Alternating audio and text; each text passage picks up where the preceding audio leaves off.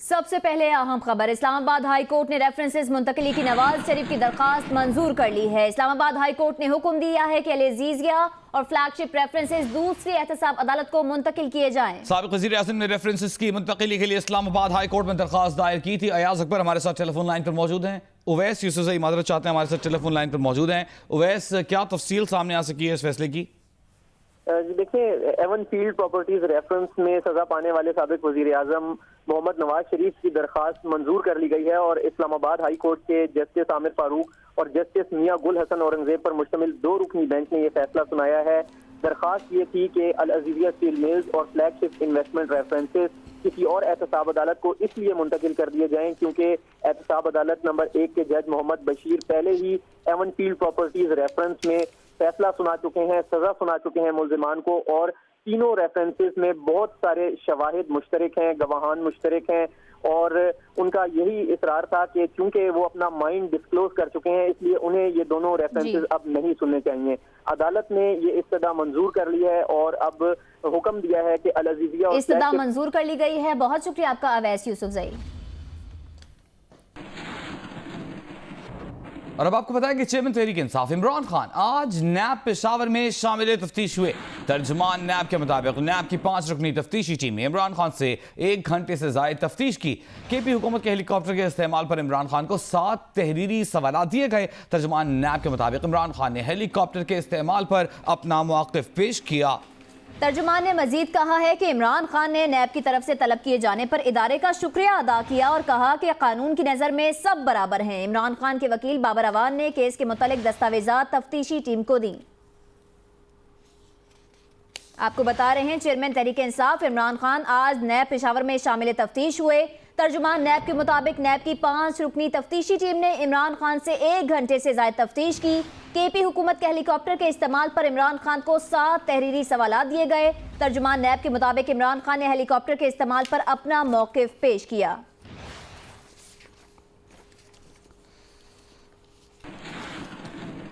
और अब आपको खबर दें कि इमरान खान के पेशावर नैब कोर्ट जाते हुए गाड़ी के अंदर की वीडियो मौसूल हो गई है। वीडियो में अली जैदी का साबिक़ वज़ीर आला परवेज खटक से मुकालमा, और चेयरमैन तहरीक इंसाफ इमरान खान भी इस मुकालमे में शरीक हैं। खटक साहब, जब मैं लास्ट टाइम आया था ना, उस वक्त आप सीएम थे, इस तरफ भी, और उस वक्त जब आप सीएम थे तो मैं गाड़ी में जब बैठ के निकला हूँ तो आपने बत्ती पे गाड़ी रोक दी एंड आई रियलाइज्ड ओनली कि जब रिक्शा बाजू आके रुका है कि ये हम कभी सोच ही नहीं सकते कराची के अंदर ऐसे, लाहौर में नहीं, लाहौर में कभी सोच ही नहीं सकते। शरीफ खानदान कोई बच्चा भी आता था। और इधर prime minister in waiting, CM, speaker साहब और एक एमएनए इलेक्ट बाबर अवान साहब के साथ जा रहे हैं और रोडें खुली हुई हैं माशाल्लाह। Brilliant work.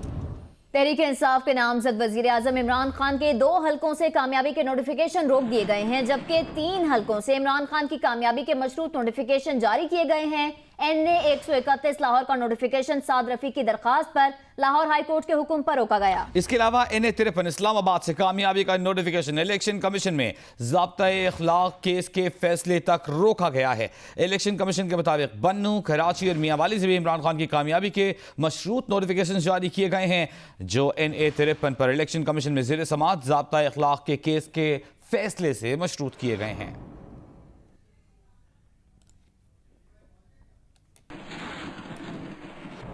तर्जुमान इलेक्शन कमीशन ने कहा है कि इमरान खान की 3 हलकों से कामयाबी के नोटिफिकेशन इलेक्शन कमीशन के फैसले से मशरूत हैं। NA 53 इस्लामाबाद से मुतालिक इलेक्शन कमीशन में ज़ेर समाअत ज़ाब्ता-ए-इख्लाक केस का फैसला इमरान खान के खिलाफ आया तो उनकी कामयाबी के तीनों मशरूत नोटिफिकेशन मनसूख हो जाएंगे। सबसे पहले तो मैं इस कंफ्यूजन को थोड़ा क्लियर कर लूँ। बाज़ जगहों पर यह कंफ्यूजन है कि इमरान खान के 5 हलकों से जो नोटिफिकेशन है वो रोक दिया गया है। ये कंफ्यूजन ख़त्म होनी चाहिए। इन्हें 35, इन्हें 95 मियांवाली और इन्हें 243 पर उनकी नोटिफिकेशन को जारी कर दिया गया है, लेकिन ये इलेक्शन कमीशन ऑफ पाकिस्तान के फैसले से मशरूत कर दिया गया है। इस सूरत हाल में जब आप हलफ की बात, तो वो नोटिफिकेशन तो इशू हो गया। अगर इलेक्शन कमीशन का फैसला कोई एडवर्स आए तो उसके बाद इस पर जो है इसको विदहेल्ड किया जाएगा या इसको विड्रॉ किया जाएगा। बाकी 2 हल्के जो है NA 53 और NA 131 लाहौर, इसको अदालती फैसलों की वजह से विदहेल्ड किया गया है। तहरीक इंसाफ के नामजद वजीर आजम इमरान खान की कामयाबी के 2 नोटिफिकेशन रोके जाने और 3 को मशरूत करने पर तर्जुमान PTI का रद्द-ए-अमल भी सामने आ गया है। फवाद चौधरी ने कहा है कि इलेक्शन कमीशन और अदालती फैसलों की वजह से गैर यकीनी सूरत हाल पैदा हो रही है। देखिए, इलेक्शन कमीशन जो है उसने आज जिस तरीके से इमरान खान साहब के कुछ जो नोटिफिकेशंस हैं उनको रोका, ओवरऑल तकरीबन 25 के करीब नोटिफिकेशन जो हैं वो रोक दिए गए हैं। इलेक्शन के साथ एक फाइनलिटी अटैच होनी चाहिए। अगर आप इलेक्शन को, इंतकाल इक़्तिदार को इस तरह गैर संजीदा तौर के ऊपर लेंगे तो उससे मुल्क का नुकसान होता है, अवाम का नुकसान होता है। सो मेरे ख्याल में जो इलेक्शन कमीशन ने और कुछ हालात में अदालती फ़ैसलों ने इलेक्शन के इस प्रोसेस को उसका कोई फ़ायदा नहीं हुआ बल्कि अनसर्टिनिटी हुई है। मैंने कल भी चीफ जस्टिस पाकिस्तान साहब से रिक्वेस्ट की थी, आज फिर मैं उनसे ये गुजारिश कर रहा हूँ कि वो खुद मामलात को देख रहे हैं। इन तमाम मामलात का फौरी तौर के ऊपर जायज़ा लिया जाना ज़रूरी है। मुस्लिम लीग नून, पीपल्स पार्टी और MMA समेत ऑपोजिशन जमातों का कल इस्लामाबाद में इलेक्शन कमीशन के बाहर एहतजाजी मुजाहिरे का ऐलान। इसी से मुतालिक बात करेंगे आसिफ अली भट्टी से। आसिफ अली भट्टी, बताएगा कल क्या हिकमत अमली होगी ओपोजिशन जमातों की? हमने चूंकि ऐलान कर रखा था मुत्तहिदा अपोजिशन है जिसमें पीपल्स पार्टी शामिल है, मुस्लिम लीग नून शामिल है, आफ्ताब शिरपाव की जमात है, MMA की क़यादत है और दीगर जो जमातें हैं तमाम ने ये ऐलान किया था कि 8 अगस्त को हम एक भरपूर एहतजाजी मुजाहरा करेंगे जो कि मुबैना धांधली की जो इल्ज़ामात हैं और इलेक्शन कमीशन की जो बदइंतज़ामी है उसके खिलाफ होगा ये मुजाहरा।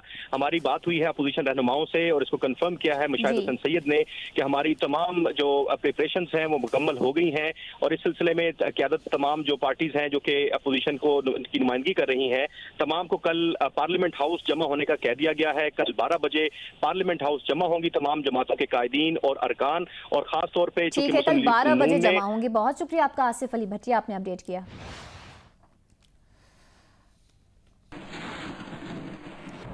पेशावर के इलाके बड़ाबेर में बिजली चोरों ने रियासत में रियासत बना ली है। पेशावर इलेक्ट्रिक सप्लाई कॉर्पोरेशन ने जब बिजली चोरों के खिलाफ कार्रवाई की तो उसे जबरदस्त मुजाहिमत का सामना करना पड़ा। 6 बिजली चोरों को हिरासत में लिया गया तो चोरी और सीनाजोरी की मिसाल बनते हुए मकामी लोगों ने न सिर्फ 6 बिजली चोरों को रिहा करा लिया बल्कि पेस्को के एहलकारों को यरकमाल भी बना लिया। मजीद तफसीलात जानते हैं जियो न्यूज के नुमाइंदे आदिल परवेज से।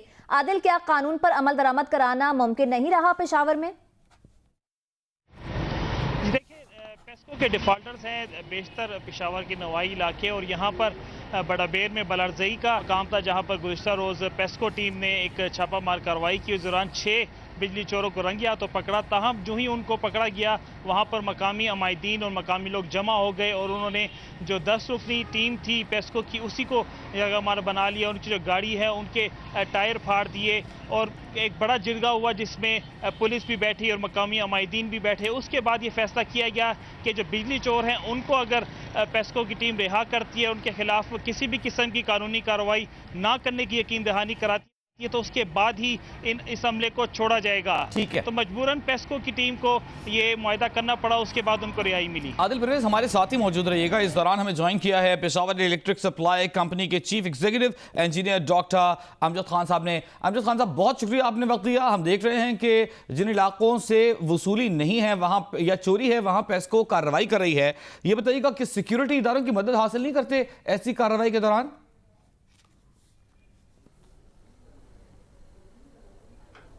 हेलो जी अमजद खान साहब, क्या आपको हमारी आवाज आ रही है?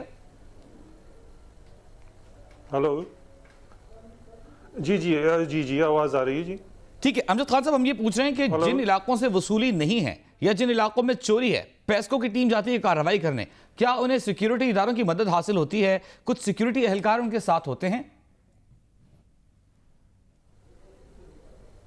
जी इन इलाकों में जब हम जाते हैं तो सिक्योरिटी एहलकार होते हैं हमारे साथ। प्रॉब्लम हमारे साथ ये है कि ये गांव के गांव है, यहाँ पे हज़ारों की तादाद में लोग हैं, तो 5-10 पुलिस वाले क्या कर सकते हैं। ये पिछले कल जब गए थे तो वहाँ पे उन्होंने SDO को भी काबू कर लिया, उसको भी बंद कर लिया। फिर हमने DC से और कमिश्नर से रिक्वेस्ट की, उन्होंने फिर एडिशनल फोर्स दे के जो ना वहाँ पे हमारे SDO की जान छुड़ाई। अब मैं आपको सिर्फ ये बता दूं कि इन एरियाज में 98% लॉस है और इनके पीछे करोड़ों रुपए हैं। और इसके बावजूद ये लोग ये डिमांड कर रहे हैं कि जी आप हमें 12 घंटे 16 घंटे बिजली दें। इस तरह तो मेरी ऑर्गेनाइजेशन नहीं चल सकती। अगर मैं इस तरह की मुफ्त की बिजली देने लगूं जहां से मुझे एक पैसा वसूल नहीं हो रहा, तो मैं आइंदा क्या लोगों को क्या जवाब दूंगा? फिर मेरी यहाँ पे क्या ज़रूरत है? अगर मुझे एक पैसा, अब मैं आपको एग्जांपल दूं, यहाँ पे तकरीबन एक फीडर पे 20-30 करोड़ रुपए हैं और महीने के मुझे 2 लाख रुपए भी नहीं आ रहे। इसके बावजूद ये लोग कह रहे हैं कि जी आप हमें 12 घंटे 16 घंटे बिजली दें। तो this I can not afford जी। ठीक है अमजद खान साहब, आप ये कह रहे हैं कि 98% बिजली चोरी है। आप ये कह रहे हैं कि आपके लोगों को, आपकी टीम को वहां के लोगों ने महसूर कर लिया था, आपने डीसी से कहकर उनकी जान छुड़वाई, लेकिन हमारे पास खबर ये है कि वो अपनी शर्तों पे छूटे हैं, उनके खिलाफ कार्रवाई ना होने का वादा किया गया तब वो छूटे हैं।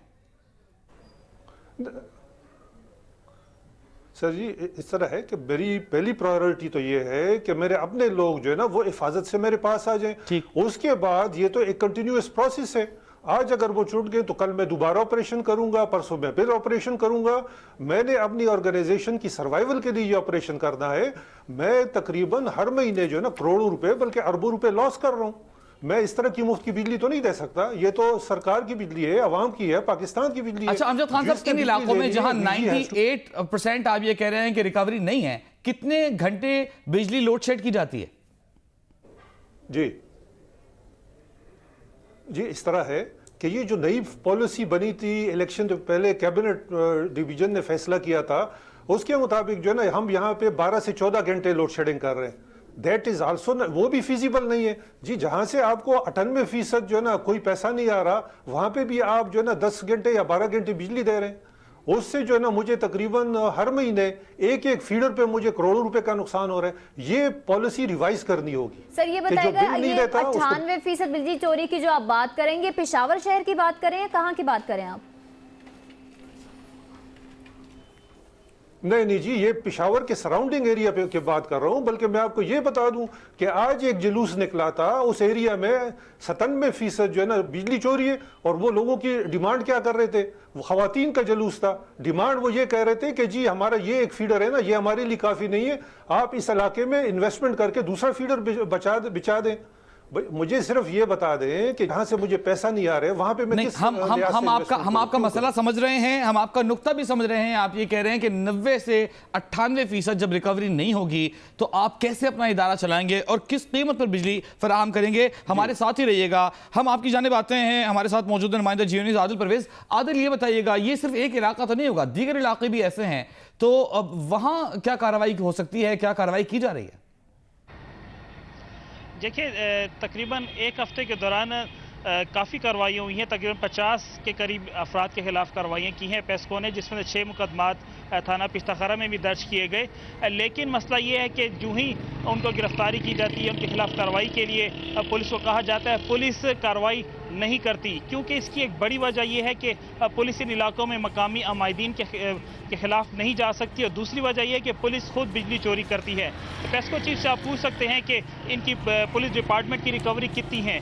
बेशतर जो थाने वहाँ पर चोरी की बिजली इस्तेमाल की जा रही है। और दूसरी वजह यह है कि अगर एक फीडर पर 5 देहात हैं, उनमें से 2 बिजली चोरी कर रहे हैं और 3 बिजली चोरी नहीं कर रहे, तो उन 3 देहात को भी ये नुकसान उठाना पड़ता है लोड शेडिंग का 20-20 घंटे की। तो ऐसे बहुत से मसाइल हैं। अच्छा अच्छी आदिल परवेज, हमने आपका नुक्ता सुना। अमजद खान साहब आपकी तरफ आते हैं। हम आपकी आवाज़ बनना चाहते हैं, हम चाहते हैं कि पेस्को को रिकवरी हो ताकि लोड शेडिंग का खात्मा किया जा सके। ये बताइएगा कि क्या वाकई पुलिस डिपार्टमेंट से आपकी रिकवरी ना होने के बराबर है? क्या पॉलिटिकल विल नहीं है? क्या आपको सूबाई हुकूमत की सपोर्ट नहीं मिली 5 साल? मैं जी नहीं जी, मैं इसमें थोड़ा सा आपसे इख्तिलाफ करूंगा।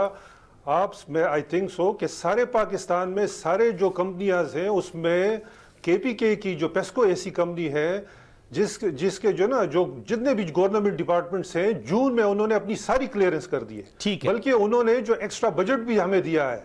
तो गवर्नमेंट डिपार्टमेंट्स के पीछे हमारे कोई पैसे नहीं है। हाँ, अगर आपने रिकवरी करनी है तो आपने ये सख्त डिसीजंस लेने हैं, जो भी गवर्नमेंट इधर आएगी, जिसने भी करना है कि जी ये बड़ा हार्ड डिसीजंस है। आई नो इसमें जो है ना MNA साहिबान भी खफा होंगे, इसमें लोग भी खफा होंगे, लेकिन ये डिसीजन आपने लेना है, सख्त डिसीजन कि जी जो बिजली का बिल नहीं पे करेगा उसको बिजली आपने नहीं देनी। अब इसको हम कोशिश कर रहे हैं, जो नौमुंतखब नुमाइंदे हैं उनके साथ भी हम वो कर रहे हैं मुज़ाकरात कि जी हमें उसमें सपोर्ट करें, हम मुझे उसमें हेल्प करें। क्योंकि देखिए मैं आपको सिंपल बात बताऊं, एक MNA एक MPA कैसे जो है ना पेस्को उसके इलाके में जाके ऑपरेशन करके उसको वोटर्स को कैसे उठाएगी। तो डेफिनेटली MNA MPAs इसमें रेजिस्टेंस करेंगे, लेकिन अभी तक हमें जो है ना सारे लोगों ने ताउन की यकीन दहानी की। ठीक, बहुत शुक्रिया। इंजीनियर अमजद खान साहब हमारे साथ मौजूद थे, पेस्को चीफ। हम आपको बेस्ट ऑफ लक बोलेंगे। हम चाहेंगे कि जो पॉलिटिकल लीडरशिप है वो भी सपोर्ट करे। अफसोसनाक खबर शामिल करेंगे। कराची के इलाके कैदाबाद में घर के बाहर खेलते 3 बच्चों को अगवा करके बहीमाना तशद्दुद का निशाना बनाया गया। 2.5 साल के हसनैन के जिस्म पर सिगरेट से दागे जाने और करंट लगने के निशानात मौजूद हैं। बच्चे के वालिद का कहना है कि उनके बेटे को दूसरी मंजिल से नीचे भी फेंका गया। हसनैन के साथ अगवा की गई मोहल्ले की 2 बच्चियों को भी शदीद तशद्दुद का निशाना बनाया गया। ये कराची के इलाके लांढी से अगवा के बाद बाजियाब होने वाला 2.5 बरस का बच्चा हसनैन है, जिसके फूल जैसे जिस्म को सिगरेट से दागा गया। मुबैना तौर पर बिजली के तार से करंट लगाया गया और छत से भी फेंका गया। शेरपाव कॉलोनी से अगवा किया गया हसनैन 3.5 घंटे बाद दाऊद चौरंगी के करीब वाक़े टेक्सटाइल मिल के करीब से मिला। कई घंटे तक मारे मारे फिरने वाले बाप ने हसनैन को जिंदा देखा तो अपने दिल और बेटे के जिस्म के जख्मों को भूल गया। भाई ये कल दोपहर के 1 बजे से घर से गायब हो गया था। तकरीबन 4 साढ़े 4 बजे के दरमियान ये अलकरम टेक्सटाइल से मिला है। इसके ऊपर तशद्दुद किया गया था, बहुत ज़्यादा तशद्दुद हुआ है और इस बच्चे को दूसरी मंजिल से नीचे फेंका गया था। ये तकरीबन 4 साढ़े 4 बजे अलकरम टेक्सटाइल के सिक्योरिटी गार्ड का जो इंतज़ामिया उन्होंने इस बच्चे को नीचे उतारा है। सुबहानुद्दीन का कहना है कि हसनैन के साथ अगवा की गई 2 कमसिन बच्चियों को भी बहीमाना तशद्दुद का निशाना बनाया गया है। उनके साथ 2 बच्चियां और भी थी जो उनके ऊपर बेइंतहाशत तशद्दुद किया गया है, जो गैस के पाइप से हो सकता है, बिजली के तार से हो सकता है। पुलिस का मौक़िफ़ है कि मुख्तलिफ खानदानों के बच्चों के अगवा की वजह से ये मामला दुश्मनी का नहीं लगता। ये बच्चे डिफरेंट फैमिलीज से ताल्लुक़ रखते हैं, कोई एक फैमिली से नहीं है कि हम कहें कि किसी फैमिली की दुश्मनी है। तो इसमें देख लेते हैं कि क्या वजूहात हैं, क्यों इस तरह बुरी तरह से तशद्दुद किया गया है बच्चों को। बाजियाब बच्चों और जेर हिरासत मुल्जिमान का मेडिकल कराया गया, मगर पुलिस अब तक अगवा करने वालों और वारदात के मुहर्रिकात का पता नहीं लगा सकी है। कराची के इलाके लांढी में बच्चों की गुमशुदगी और तशद्दुद के केस की तफ्तीश में पेशरफ्त हुई है। पुलिस को लांढी की टेक्सटाइल मिल से मुत्तसिल इमारत में रिहाइश पजीर खानदानों पर शुबा है। इस बारे में मजीद जानेंगे जियो न्यूज के नुमाइंदे तलहा हाशमी से। तलहा, क्या अपडेट्स हैं? ये बच्चे जिस मकाम से मिले उनसे आधा किलोमीटर दूर इनका घर था और जिस मकाम से मिले उसके करीब ही इनके एक कंपाउंड में 4 घर हैं जो कि रिपोर्टेडली उनके रिश्तेदारों के हैं। इस पूरे मामले पर हम बात करेंगे। हमारे साथ मौजूद हैं SSP मुनीर शेख साहब। मुनीर साहब, ये बताइएगा कि अब तक ये मुअम्मा हल हुआ, मुअम्मा है क्या? वहाँ पे उन्होंने बताया कि चौकीदार ने बताया कि सर हमने देखा था कि ये बिल्डिंग की जो छत है वो अलकरम के पीछे पड़ती है जो नज़र आती है, तो वहाँ पे एक बच्चे को पॉइंट आउट किया गया कि वो छत पे बैठा हुआ है और दीवार के ऊपर लड़की बैठी उसको देख रही थी, बातें कर रही थी। तो वहाँ से उन्होंने चौकीदार ने शाउट किया कि ये आप क्या कर रहे हैं, बच्चा गिर जाएगा। तो लड़की ने जब देखा कि चौकीदार बात कर रहा है वो भाग गई। तो वो एक बच्चा वो रिकवर हुआ उस छत से। बिल्डिंग है उसमें 4 छोटे छोटे कंपाउंड घर बने हुए छोटे, वो सारे रिलेटिव्स हैं आपस में। अच्छा, एक तो बच्चा वहाँ से मिला, वो छत मैंने विज़िट की और कोई एक्सेस नहीं है जहाँ से वो बच्चा वहाँ पे आ सकता है सिवाय इसके कि उसी घर के मालिकों ने उसको छत पे किया हो। अच्छा, जो दूसरी बच्ची मिली है वो भी हमें गवाहियाँ मिली हैं, आई विटनेसेस मिले, उसी घर की गेट के नीचे मिली है, एक छत से दूसरा गेट से। तो उस पर भी वो बच्ची एक दूसरी खड़ी हुई थी गेट पे। तो हमने ये विज़िट किया कि ये जो 2-3 केसेस हैं एक ही घर की तरफ क्लू है सारा, तो उसमें वो सस्पेक्ट वही हैं स्ट्रॉन्ग। लाहौर के इलाके बरकी में 5 अफराद के कत्ल के बाद कशीदगी बढ़ गई। मकतूलीन के वरसा ने मुखालिफिन के घरों को आग लगा दी। नवाही गांव फुलरवा में आज 5 अफराद को कत्ल कर दिया गया। इलाके में मौजूद है नुमाइंदा जियो न्यूज मियां आबिद। इस वक्त क्या सूरत हाल है? जी, ये बरकी रोड पर वाक़ गांव फुलरवान है, जहां पे आज अफसोसनाक वाक़या पेश आया, जहां पे एक ही ख़ानदान के 5 अफराद कत्ल हो गए। उसके बाद उन्होंने जो लाशें थीं वो लेके यहाँ से पंजाब असम्बली के सामने गया, वहाँ पे प्रोटेस्ट किया। उसके बाद यहाँ अब ये सूरत हाल है कि जो मकतूलीन के वर्सा थे उन्होंने मुल्ज़मान के घरों को, जो तकरीबन 7 घर थे, उनको आग लगा दी और उनकी दीवारें जो हैं वो ट्रैक्टर ट्राली से गिरा दी। इस वक्त पूरे गाँव में कशीदगी फैली हुई है। पुलिस की भारी नफरी और रेस्क्यू की टीमें भी मौजूद हैं, लेकिन कोई आगे जाने को तैयार नहीं है। ताज़ा खबर यह है कि लाहौर हाई कोर्ट ने NA 108 में वोटों की दोबारा गिनती की दरखास्त मुस्तरद कर दी है। लाहौर हाई कोर्ट ने आबिद शेर अली की दोबारा गिनती की दरखास्त मुस्तरद कर दी है। आबिद शेर अली ने कामयाब उम्मीदवार फर्रुख हबीब की कामयाबी को चैलेंज किया था। लाहौर हाई कोर्ट के जस्टिस मामून रशीद ने आबिद शेर अली की दरखास्त मुस्तरद कर दी है। Hi, I'm Wajid Sani. Thanks for watching Geo News. For more videos and updates, don't forget to click the subscribe button. Keep watching Geo News.